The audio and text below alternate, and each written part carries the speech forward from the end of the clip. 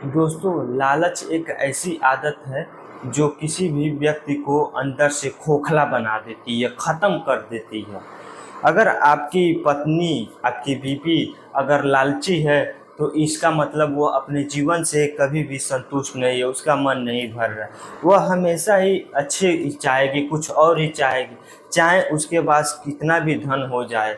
दोस्तों, आज की यह सच्ची कहानी कुछ ऐसा ही है जो आपके दिल को झकझोर देने वाली है, और यह सुनने के बाद अपने परिवार को चलाने के लिए, आगे बढ़ाने के लिए बहुत ही अच्छी सीख मिलेगी, ज्ञान मिलेगी और अच्छे रास्ते पर चलने का कोशिश मिलेगी। तो आप जितने भी लोग मेरे वीडियो को देख रहे हो, यह वीडियो पूरा देखिएगा तभी समझ में आएगा। दोस्तों, कहानी सुनाने से पहले आप लोग से मेरा ये निवेदन है कि अगर आप मेरे वीडियो को, जितने भी लोग नए देख रहे हैं, तो मेरे वीडियो को लाइक और चैनल को सब्सक्राइब कर दीजिएगा, ताकि मेरा हौसला बढ़ता रहे कि मैं अच्छे से अच्छे वीडियो बनाते रहें। चलिए दोस्तों, तो मैं इस वीडियो को पूरा आगे बढ़ाता हूँ। तो दोस्तों, यह कहानी एक छोटे से गरीब परिवार की है। उस परिवार में एक पति पत्नी और उनका एक 14 साल की लड़की होती है। लड़की का नाम कनक होता है और पत्नी का नाम रीमा होता है और पति का नाम संजय होता है। संजय एक प्राइवेट कंपनी में जॉब करते थे और अपना परिवार सुखी से चला रहे थे। और जो उसकी पत्नी रीमा होती है, वह हर बार हमेशा उससे पैसे की ही बात करती थी और वह चाहती थी कि मैं इतना जल्दी अमीर हो जाऊं और गरीब से अमीर बन जाऊं। खाली लेवल पैसे की बात करती थी। एक समय ऐसा आया और एक समय ऐसी बात है कि जब रीमा अपने अकेलेपन में अपने रूम के बालकनी में बैठी थी। वह बालकनी में अक्सर बैठकर अपने कुछ सुकून के पल कुछ सोचती रहती थी और बिताती थी। वह बालकनी में उसके अकेलापन का साथ, वह जो अकेले आराम से कोई नहीं था, वो बैठी रहती है और वहीं पर जुड़ जाती है और वहाँ पर कई तरह के बातों को लेकर टेंशन में माइंड में उसका चलता रहता है। पर हर वक्त उसके दिमाग में एक ही चीज़ चलता रहता है, एक ही चीज़ सताती रहती है कि उसके बगल का जो घर है वह हमेशा क्यों खाली रहता है, और न जाने क्यों वह जब भी बालकनी में जाती थी तभी उसकी नज़र वो बालकनी के बगल के घर पर पड़ जाती थी। वह घर उसके घर से कुछ ही दूरी पर थे, मान के चलिए सट्टा से कुछ देर दूरी पर था। कुछ दिन बाद उसकी बेटी दौड़ते हुए उसके पास आती है और बोलने लगती है कि माँ, वह बाजू वाले बगल वाले घर में कुछ लोग आए हैं जो रह रहे हैं। तो बेटी की बात सुनकर वह तुरंत बालकनी में चली जाती है और बालकनी से देखती है तो उसमें देखती है कि कुछ लोग बहुत सामान लेकर साथ में घर के सामने खड़े हैं। तो वह मन ही मन अपने मन में बोलने लगती है कि इतना सामान लगता है कि यह बहुत सारे पैसों से हैं, अमीर व्यक्ति हैं।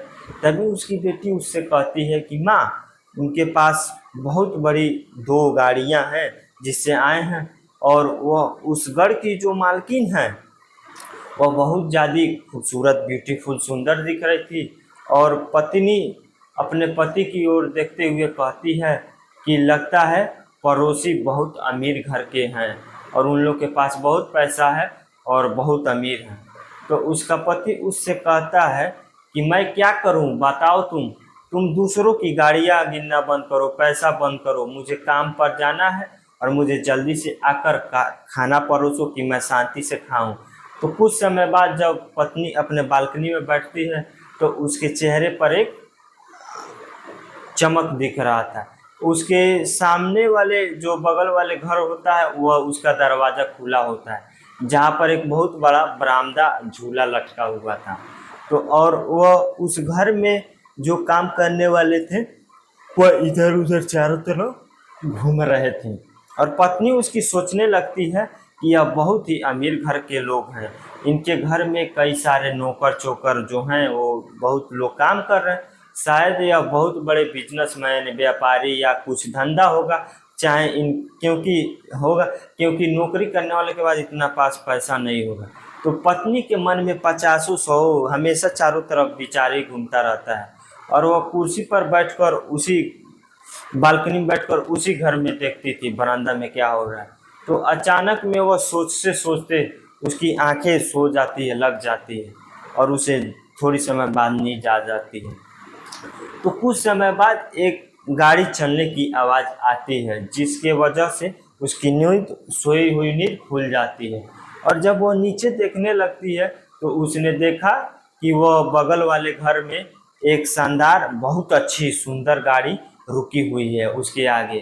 तो उसमें से एक अच्छा कपड़ा, सूट बूट पहनकर एक व्यक्ति बाहर आता है और उससे बात करने के लिए एक खूबसूरत औरत बाहर आती है उसी घर में से। वह देखकर उसे, वह औरत जो पत्नी होती है, जो रीमा होती है, वह सोचती है कि यह शायद मेरी लड़की इसी खूबसूरत औरत के बारे में कुछ बात कही थी कि यही सुंदर इस घर में रहती है। तो वह कहती है कि शायद इस दोनों एक पति पत्नी होंगे। तो वह एक दिन रात में उसी पत्नी को झूला में बैठते हुए देखती है और देखती है कि महिला अपने नौकर से अपना मसाज करवा रही है पूरा शरीर। तो अचानक उस महिला की नज़र रीमा पर पड़ती है।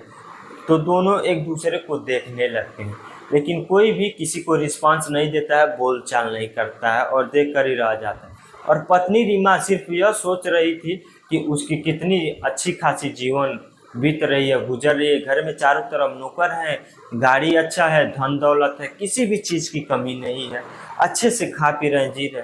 तो रीमा को उस महिला पर काफ़ी जलन होने लगी।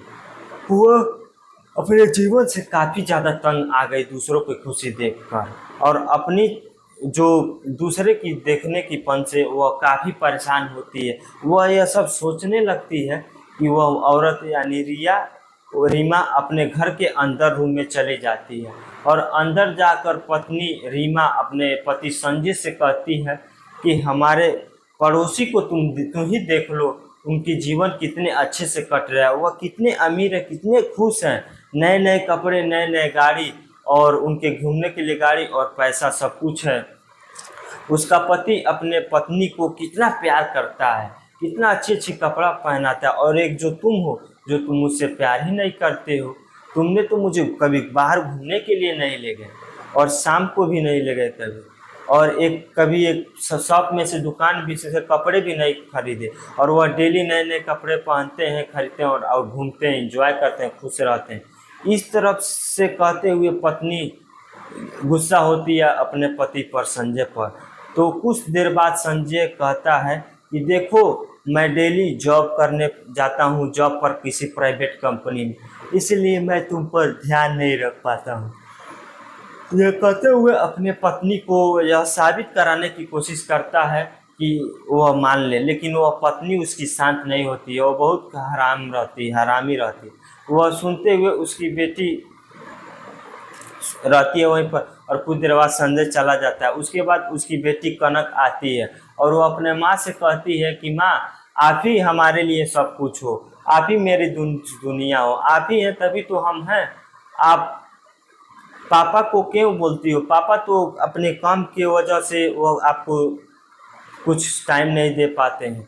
तो उसकी बेटी ने अपने माँ को बहुत समझाया, लेकिन उसकी माँ कहती है कि देखो, अपने बाजू वाले घर में देखो, जहाँ पे लोग रहने आते हैं, वहाँ पे महिला वो कितना खुश रहती है, उसका पति उससे कितना प्यार करता है, उससे डेली के डेली घुमाने के लिए बाहर ले जाता है, और हमेशा नए नए गाड़ी से जाते हैं और गिफ्ट देता है नए नए, और मुझे देखो, मेरे पास कुछ नहीं है।